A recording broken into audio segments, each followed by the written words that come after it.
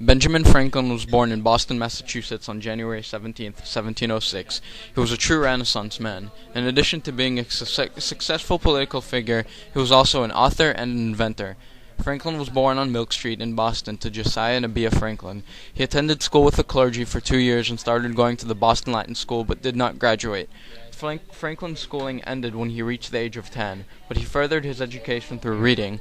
Next, he apprenticed under his brother and learned about the printing trade. Franklin often published under the pseudonym Richard Saunders, and from the years 1733 to 1758 he published Poor Richard's Almanac, and in the year 1771 he began to write his autobiography, which was only published after his death. In addition to being a great publisher and author, Franklin had another great interest: science. People in the 1700s knew about electricity, but did not know how to use it for anything other than tricks. In 1751, Peter Collinson wrote to Franklin. In addition to that, he gave Ben a glass tube along with a series of procedures for various experiments.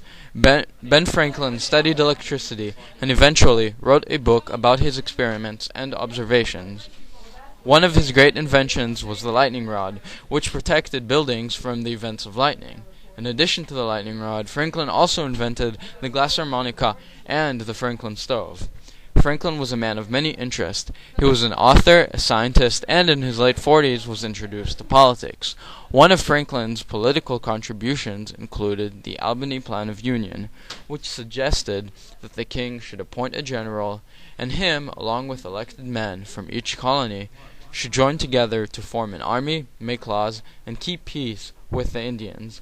However, his plan was not passed because the colonies did not feel the need to join together.